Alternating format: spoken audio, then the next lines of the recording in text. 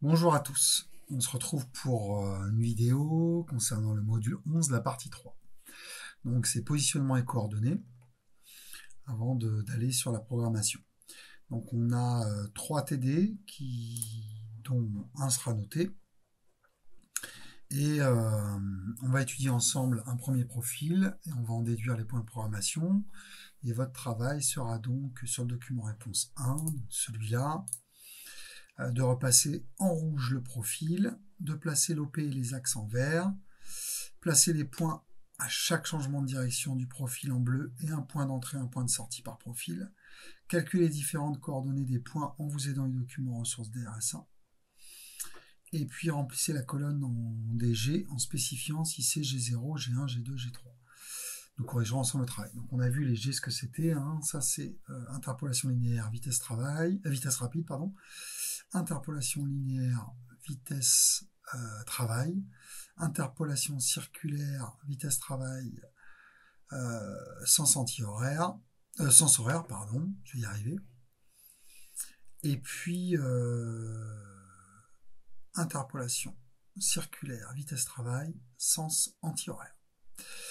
Donc voilà les 4 codes G que nous allons employer pour faire ces exercices. Donc le premier TD, donc je vous ai un peu mâché le boulot, il vous restera à repasser en rouge le profil. Donc on a un point d'entrée qui est là.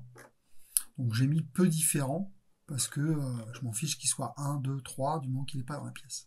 Donc ce point d'entrée, on va y arriver au maximum des capacités de la machine, c'est-à-dire le plus rapidement possible, puisqu'on n'est pas dans la matière. Et ensuite, on va aller au point 2 en vitesse travail. Donc là, déjà, on va aller en G0, et puis ensuite, on sera en G1. Ensuite, on fera un déplacement. Donc, vous remarquez qu'il y a quand même des points à chaque changement de direction. Et puis, après, on va faire donc un déplacement vertical, donc linéaire, donc ce sera toujours du G1. Ensuite, on va faire un déplacement sens anti-horaire circulaire, ce sera un G3. Ensuite, un déplacement horizontal, ce sera un G1. Un déplacement circulaire sens horaire, ce sera un G2. Ensuite, du point 6 au point 7, un déplacement vertical, ce sera un G1. Du point 7 au point 8, ce sera un déplacement sens anti-horaire, donc G3. Et ainsi de suite. Je vous laisserai faire la fin. Donc vous avez des coordonnées qui vont vous permettre de trouver, vous avez une cotation qui va vous permettre de trouver les coordonnées de différents points. Donc pour le point 1, il est sur l'axe, donc il n'a pas de coordonnées en X. Je ne peux pas placer une coordonnée sur l'axe X pour le point 1 puisqu'il est au niveau du centre du repère. Donc ce sera 0, sa coordonnée en X. 0. Ensuite, par rapport à la coordonnée sur l'axe Z, donc je vous rappelle que nous sommes en tournage, c'est l'axe X et Z, ce sont les axes X et Z. Bon voilà, je vous ai dit au moins 1, mais si vous mettez 2, 3, 4 ou 5, ça me choquera pas. Le tout étant de perdre le moins de temps possible en G1 derrière. Donc on va s'approcher le plus près de la matière, et après pour rentrer dans la matière, on continuera en vitesse linéaire de travail. Ok. Ensuite, on va passer, donc le point 2, c'est le centre du repère, on y va en G1, et forcément, les coordonnées du centre du repère, c'est 0 et 0. Donc il y a juste une coordonnée qui change, la coordonnée sur l'axe Z. On passe de à peu près 1 à 0 en G1. Ensuite, pour aller au point 3, donc je monte verticalement, et je vais passer je ne sais pas de combien est ma coordonnée. Donc on est en tournage, on va noter les coordonnées au diamètre et non au rayon. Voilà. Donc il faut que je calcule, que je trouve une astuce pour trouver la coordonnée sur X de mon point 3. La coordonnée sur Z étant 0, il n'a pas de coordonnée sur Z puisqu'il est au niveau de l'axe X. Donc forcément sa coordonnée sur Z est 0. Je ne peux pas mettre une cote entre mon point et un autre point sur l'axe Z puisqu'il est confondu avec l'origine. Donc pour trouver ce diamètre, ça peut vous paraître compliqué, mais c'est finalement relativement simple, c'est que j'ai le diamètre final et j'ai le rayon. Alors le rayon qui soit horizontal, vertical ou incliné à 45 degrés ou n'importe quel angle inscrit sur ce quart de cercle, ce sera toujours 3, c'est un rayon. Donc, je sais que du point 4 au point 3, j'ai 3 verticalement, et je sais que j'ai verticalement la même chose de l'autre côté. Donc, si je retranche à mon diamètre 20 mm, le diamètre d'arrivée, le diamètre du point 4, 3 mm au-dessus et 3 mm au-dessous, j'aurai le diamètre du point 3. Donc 20 moins 3 moins 3, j'obtiens 14. Voici la coordonnée en X de mon point 3. Et comme je vous ai dit tout à l'heure, en Z c'est 0 puisqu'il est à l'axe. Et le code G, c'est un code d'interpolation linéaire en vitesse travail. Ensuite, pour aller au point 4, on va faire un déplacement circulaire, donc sens anti-horaire, pardon, donc G3. Et on va aller à la coordonnée en X de 20. Et en Z, on va passer de la coordonnée de 0, on va se déplacer vers la gauche, donc vers les X négatifs.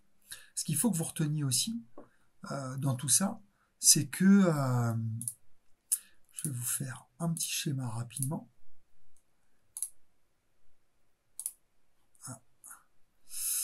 Je pense que ça va pas être rapide. Toc, on va plutôt prendre ça comme ça. Hop. Donc là, j'ai le sens positif des axes. Hop. Ça, c'est l'axe Z. Ça, c'est l'axe X. Donc là, c'est Z positif parce que la flèche va vers la droite. Et là, c'est X positif parce que la flèche va vers le haut. Donc si j'ai une coordonnée dans cet espace-là, la coordonnée sera en plus. N'importe quel point que je vais pouvoir mettre dans mon repère, à ce niveau-là, sera de coordonnées positives en X et en Z. Qu'il soit là, qu'il soit là, ou qu'il soit ailleurs. Ok ? Donc là, je suis en plus.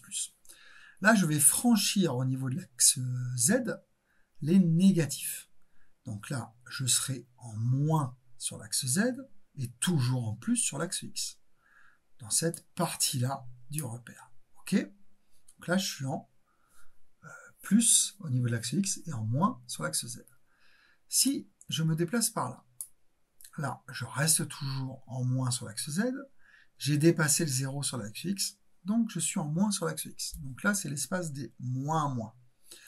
Et le dernier quart de mon repère, c'est l'espace des moins en X, parce que j'ai dépassé le 0 sur l'axe, et je reviens dans les positifs sur l'axe Z. Donc là, je suis moins, plus, moins, moins, et moins, plus. Voilà, c'est une petite astuce pour vous aider à vous repérer, justement. Donc, je vais vers les Z-, de combien? Du déplacement de mon rayon, donc de 3 mm. Donc la coordonnée en Z du point 4 sera moins 3. Donc j'aurai 20 en X et moins 3 en Z. Voilà, et j'y vais en G3 puisque je me déplace sans anti-horaire. Le point 5. Le point 5, je me déplace horizontalement. Jusqu'à quel point?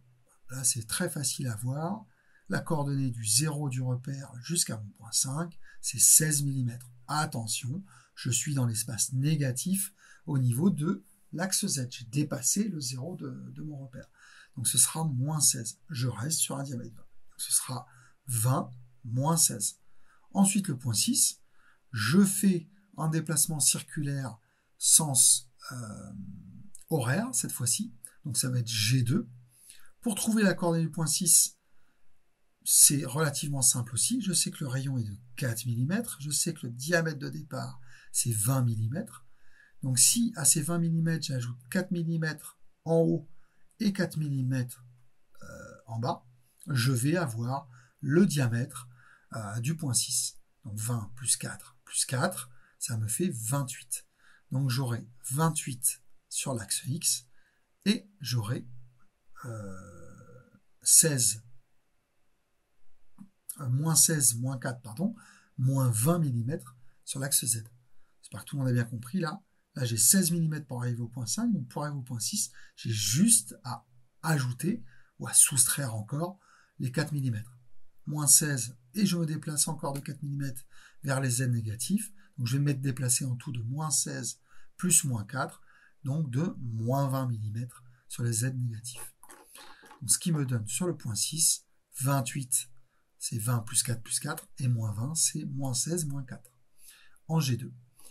Voilà, vous avez les deux cas de figure. Dans le cas où j'ai le point d'avant, et grâce au diamètre d'après, je vais trouver son diamètre. Et le deuxième cas, où vous avez le diamètre d'avant, et grâce au rayon, je vais pouvoir trouver le diamètre du point d'après. Voilà, il vous reste à compléter ce tableau, et puis tout devrait bien se passer. Donc, le point de retrait, si juste, c'est que, c'est pareil, c'est une estimation, vous avez un diamètre 70 là, donc si vous mettez 72, 73, ça ira très bien, au niveau de la coordonnée en X, bien sûr. Donc, ensuite, on va avoir deux exercices. Un premier TD, donc à peu près la même chose que ce que vous venez de faire, sauf que vous êtes intégralement en autonomie. Pour placer les axes et l'origine programme en vert, pour repasser le contour du profil en rouge. Un profil, c'est juste la moitié d'une pièce de révolution. Hein. Donc ça va être juste une partie, la partie haute de la pièce. J'espère que j'ai été clair là-dessus.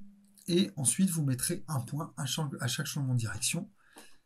Le tableau est exact. Vous avez ce nombre de points. Ne cherchez pas à en mettre moins ou plus. C'est ce nombre de points qu'il faut respecter. Donc ça, c'est le premier exercice.